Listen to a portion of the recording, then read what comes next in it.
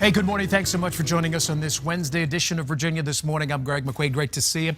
Have you ever thought about being your own boss and maybe opening up a business? Well, there are certain things you need to do before you venture out into entrepreneurship. We brought in a Richmond area expert and good friend to talk about this very topic, and we welcome business owner Brenda Campbell back to Virginia This Morning. Brenda, always a pleasure to see your smiling face. Good morning. Good morning. Nice to see you, Brenda. All right, a lot of people want to be their own boss. Yes. And get out there and start making some money, but there is a lot of things that need to go into planning before you put that open for business sign out there on the door. Absolutely. There is a lot of wonderful things that need to occur.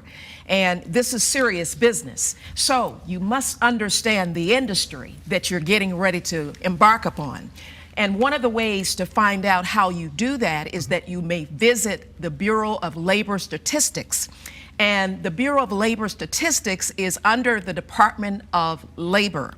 And the Department of Labor provides all kinds of information as it relates to statistics on various industries, on various programs and job outlooks, pay scales, statistics on where the average pay scales are, and just what the industry is about. And one of the things it will also share with you is how well an industry will do in 2022, by 2025 or 2030, so those are things that you need to know before you even think about embarking upon an industry. Almost like a team of experts looking ahead just for you in the industry that you want to maybe dip your toe into. Absolutely, absolutely, absolutely.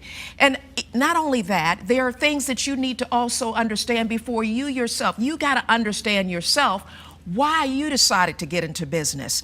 Not because your grandmother or your grandfather left you a business, but because you have to be able to leave something for the next generation. It must be something that you will be able to utilize that will impact society, impact the economy, and impact the needs of the federal government as well as state government, as well as your customer base that you're serving. How about looking ahead about what you're going to need to survive, need to live on? Well, that's something that's very important. And oftentimes people don't think that a small business and starting a small business is a valuable entity. There is a lot of money that goes into starting a business, and you have to be ready. Before you even think about starting a business, one of the most important things you have to think about is, are you physically ready? Are you mentally ready? Are you able to do those things that you need to do in order to be successful? So you have to cut out the spending, the extra girls, we know we like to go shopping. So we have to cut out all of those good things unless we're buying some business suits for our business.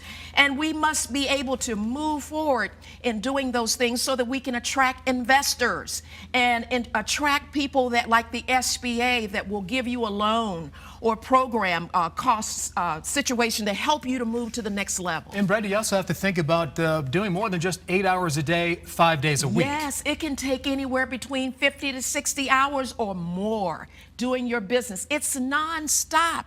You just keep going and going and going, just like an Energizer bunny, if you will.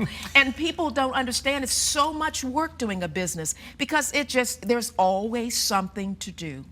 Tell us about the legal structure and why it's always good to consult with an attorney. You're going to spend money there, yes, but it could be worth it in the long run. Yes, not just any attorney. There are a lot of attorneys, and each attorney has different specialty areas. But for a small business owner, they must work with an attorney that really understands the small business regulations. They must understand the contract laws. So when you get with an attorney, they will be able to assist you with your legal structure, whether or not you want to be an LLC, whether or not you want to be an S corporation, whether or not you want to be a corporation, just pretty much whatever that particular structure is. There's also tax ramifications. So you have to be very, very ready to talk to an attorney because attorneys can be quite costly. Sure. So you want to be able to be in a position to talk to an attorney and let him guide you. He will help you with agreements, teaming agreements, subcontracting agreements, non-disclosure agreements, non-circumvention agreements, and I know that you all are wondering what those things are, but what it is basically is a way of protecting you, the business owner. You need to know those terms. You need to know those things, yes. How about a person where they are in life? Yes. Some people think, oh, I need to start a business in my 20s and grow it, but that's not necessarily the case. You can do it when you're 40 or 50, but you really have to know where you are in your life. Yes, you have to know where you are in your life, and guess what? When you're out there being a CEO, you are by yourself. For the most part, you have family members that you got to really talk to your husband or talk to your wives. It's true. This is very supportive things that you need to get. You need to get the supports from your family. But not only that, you have to have a business plan so that you know where you are going. And you need to understand those things before you even jump out there.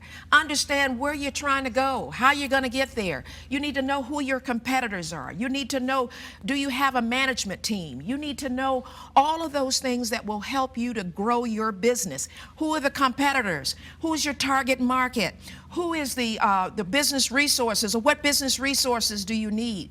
How much money have you invested in your business? And all of those things are very essential to an investor looking at you, to a bank looking at you. So how about Uncle Sam? The Uncle taxes. Sam, absolutely. You got to have an EIN number. It's an employee identification number, and that number is designed to identify your business entity.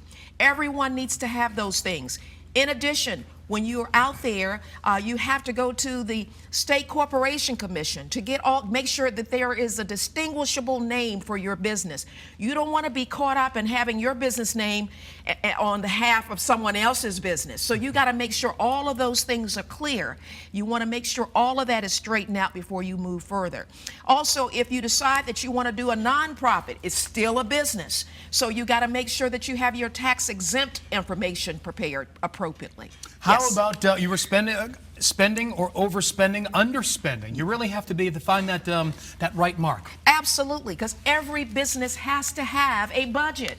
You cannot just haphazardly spend money. You have to be able to have a budget so that you will know what you need for your business resources, so that you would know what you need for advertising, for marketing, whatever those areas are. You're going to necessarily need to have that budget in place. Have a cost-effective, cost-efficient process and procedure so that you will be able to move your business to the next level. Feels like I just got my MBA. And Brenda, thank you so much. I really appreciate it. Welcome. Listen, Brenda Campbell is offering a seminar called Doing Business with the Federal Government this Saturday, August 29th from 9 to 4 at 4870 Sadler Road, Suite 300 in Glen Allen. Registration is required. We'll put a link right there for more information right on our website at WTVR.com/VTM. Brenda, thanks so much. You're more than welcome.